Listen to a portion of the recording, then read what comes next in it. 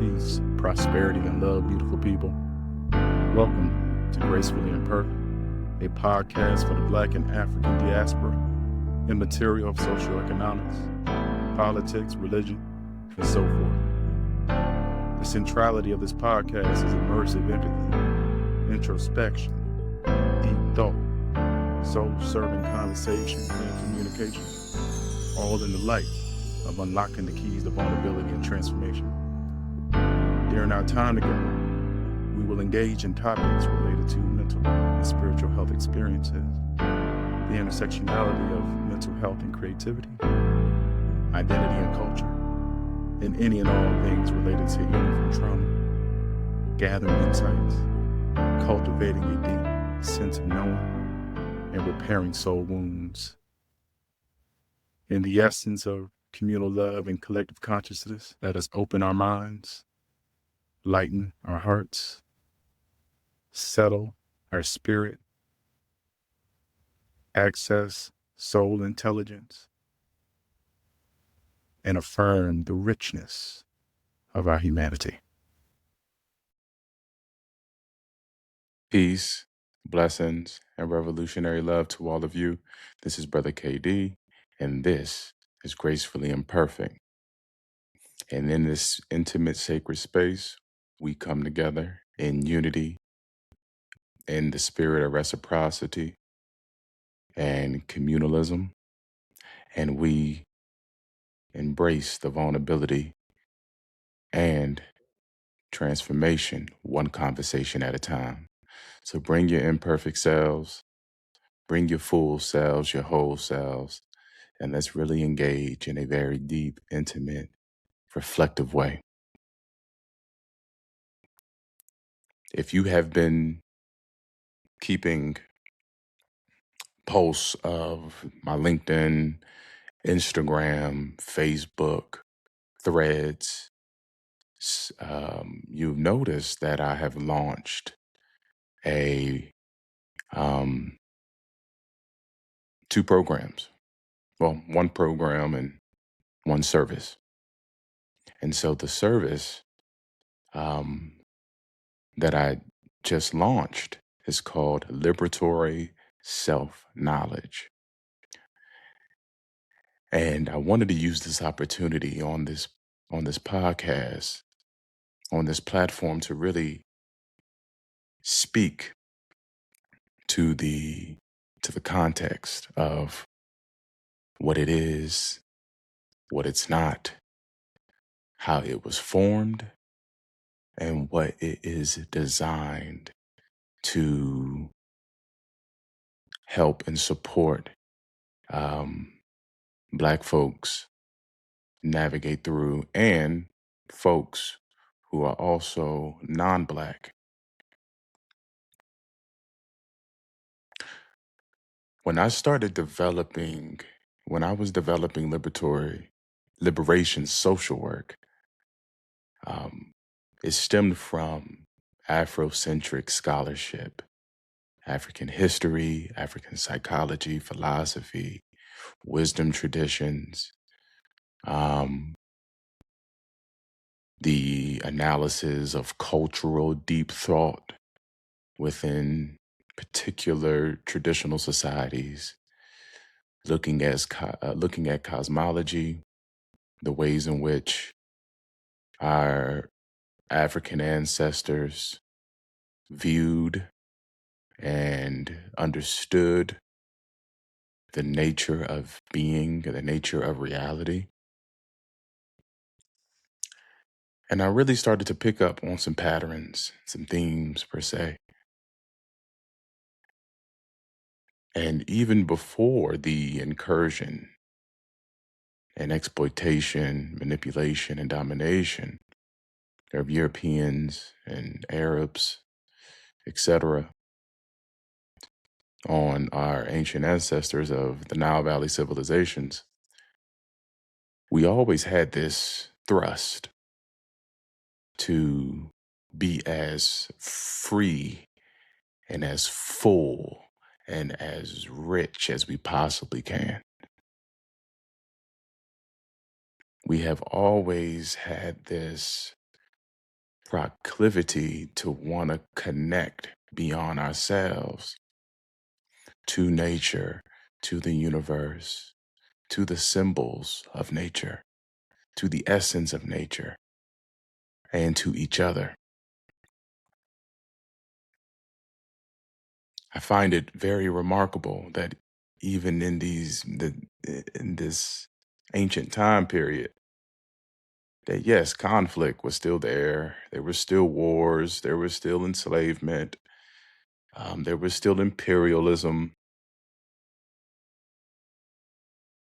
But amongst the people, there was a very, very, very mutual understanding and a very intertwined collective consciousness that pervaded it through all institutions. And you'll see that if you ever begin to look at the Kemetic temples, the pyramids, the stone structures, you really start to see that not only did these people truly know themselves and knew each other, but they also were very much unaffected by any other external force or external people as they were making their marks through the principle of creativity and posterity. And so as I'm picking up all of this, I'm trying to make sense of it. I'm trying to synthesize it appropriately and respectfully. I decided to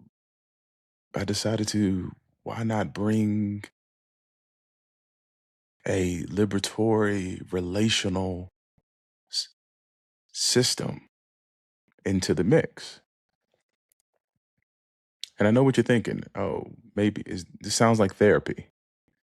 This sounds like psychotherapy. This sounds like mental health counseling.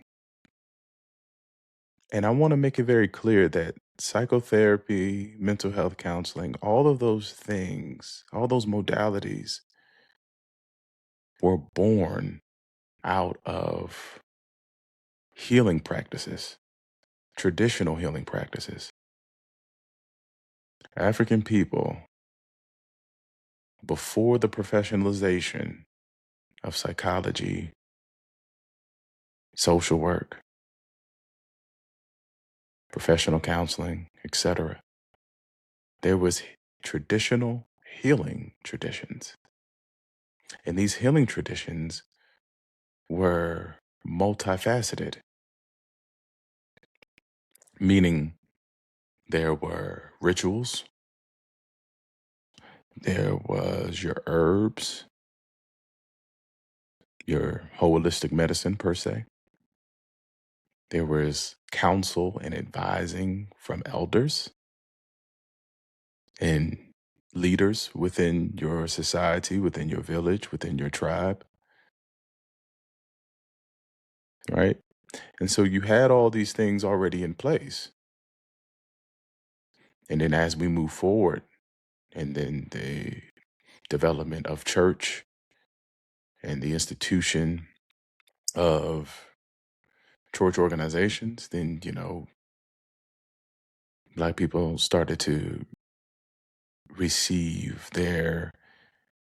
guidance, advisory, counsel through the church institution. And not forgetting that those who have been bestowed with elders within their lifetime, we've also know that our elders have always played an important role in storytelling and keeping of tradition, keeping of stories, keeping of culture, and also providing moral instruction, either through, very clever sayings, through proverbs or whatnot. So If you're looking at this and you're saying, oh, this sounds like therapy, I don't want to do therapy, or Brother KD, are you a therapist? I want to let you know that this stems from our tradition of healers or facilitator of healers, who was not seeking approval from any type of European, Euro-American institutions. I'm not seeking approval. Now, mind you, I am clinically trained. I have a master of social work. I have an undergrad in psychology, if that matters to you. Um, and I hope it does matter. I also too am I'm also rooted in culture. I'm rooted in history. I'm rooted in morals and ethics. And I'm rooted in a perspective that centers our life, our experiences, our circumstances, and the ways in which that we have evolved from our ancient beginnings along the Nile Valley to today. So libertary self-knowledge is a non-clinical, relational-centric, dignity-affirming, context-defining, and human-centered counseling service. And I'm using the word counseling because I want this service to be understood. I want this to be understood from the perspective of providing help, providing a listening ear, providing the spirit of inculcating empowerment, courage, helping one realize their self-healing power and capacities. And see, the type of counseling that I'm referring to is beyond the traditional sense, beyond the mainstream conceptions of counseling, where you come in with a problem and that problem must be dealt with and rectified.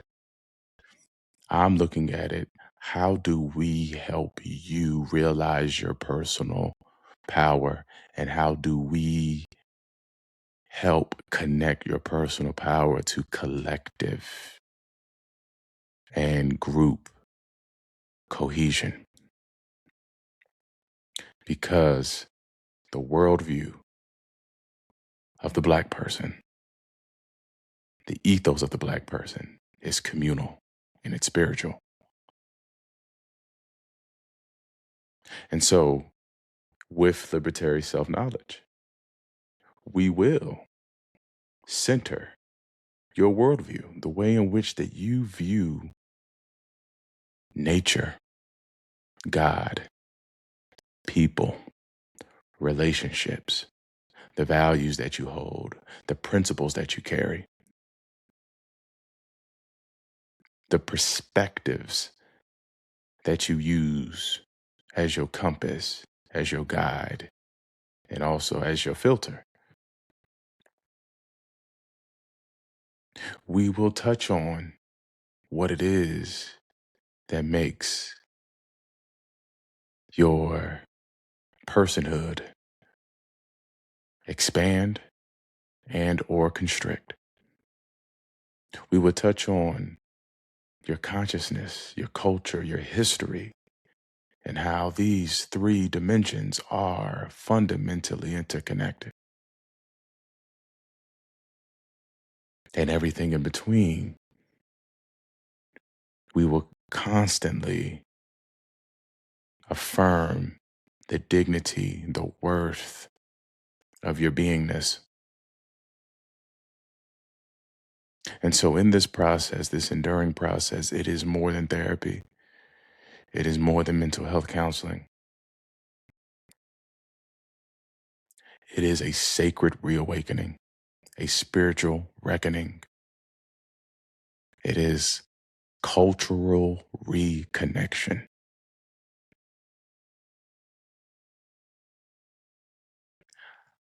I open this up to individuals, for people who want to do things outside the gaze of other people, who want a bit more privacy, who want a bit more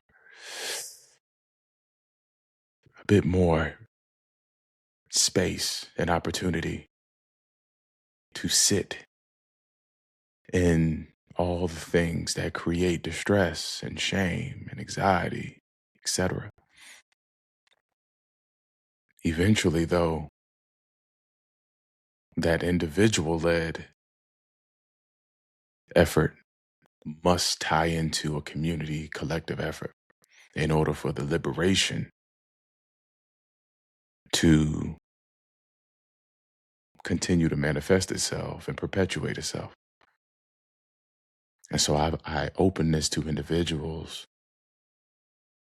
because I respect your autonomy. I respect the privacy that you want.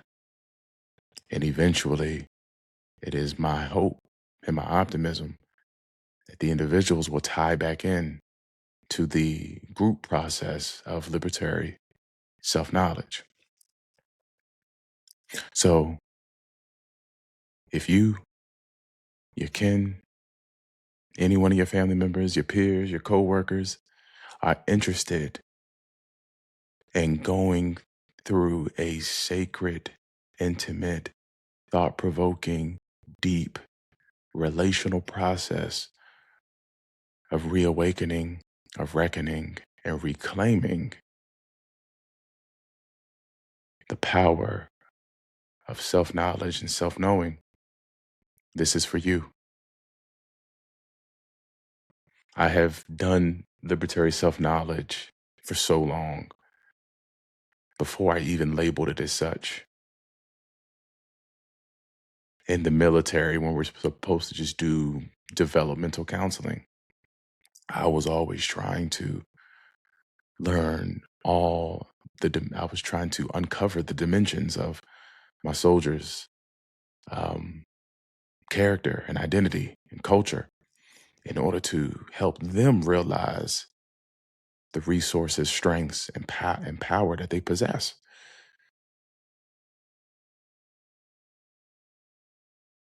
I did it in settings where systemic harm continues to pervade and prevail. Hospital, emergency room, helping people realize that they possess power, that they possess the ability to define their own reality and have others respond to their definition as if it's their own. Dr. Wade Nobles. That's the essence of power. That is the thrust for power. It is not a dominating power over type mechanism.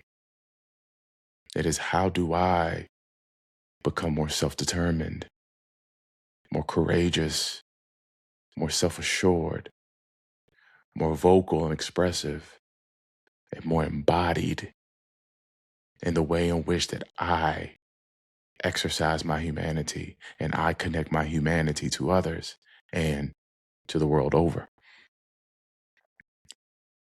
Liberatory self-knowledge is a resource. It's a socio-cultural, emotional, and mental resource. It is therapeutic in nature. It's not therapy. It is contextual. We're not going to provide any type of general universalism type themes. We're speaking directly to your position, to your perspective, and from your point of view. Liberatory self-knowledge is something that is essential not only to individual liberation and individual exploration of who they are, where they've been, and where they're going, but is also inextricably linked to community belonging, community empowering. Because eventually, once the individual comes into knowing their history, their ancestors, their connection to it, their values, their principles, priorities, etc., then they too will be able to then tie in to other people. And then the chain of unity of action continues to grow and manifest itself and perpetuate itself.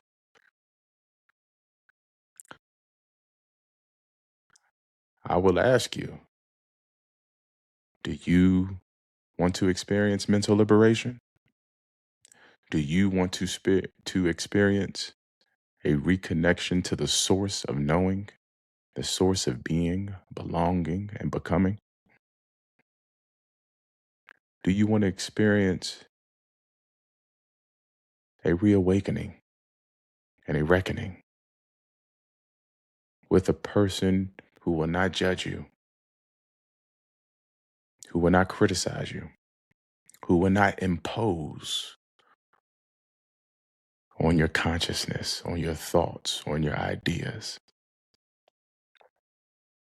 Do you want to be in community with someone who values your story, who values it as sacred, and it values your beingness as special?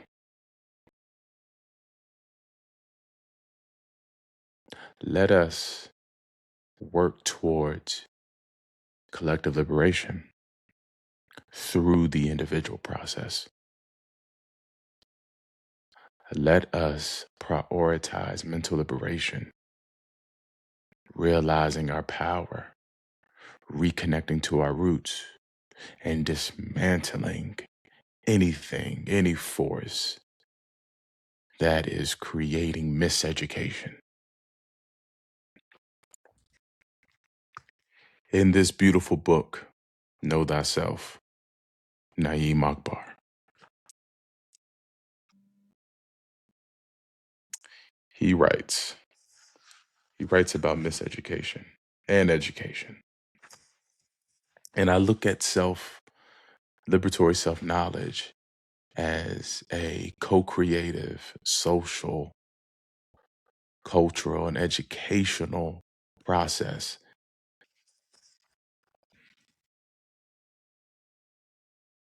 And in here, he says that power is the ability to influence the environment consistent with one's self-interest. It is true that power in this respect carries the implication of domination, but definitely not the domination of other people. This definition of power has implications for the domination or mastery of our needs.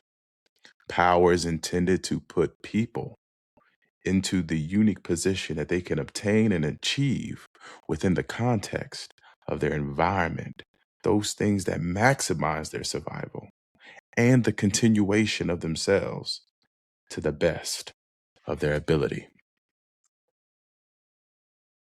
Wow. So let's develop and cultivate, channel, harness, and explore power together through liberatory self-knowledge. In the show notes, I will put the information for you to register, for you to book a spot with me, and for us to work towards mental liberation, achieving power, and becoming more and more aware of who we are, where we've been, and where we're going. Peace and love. Be well, be safe, and I'll talk to you soon.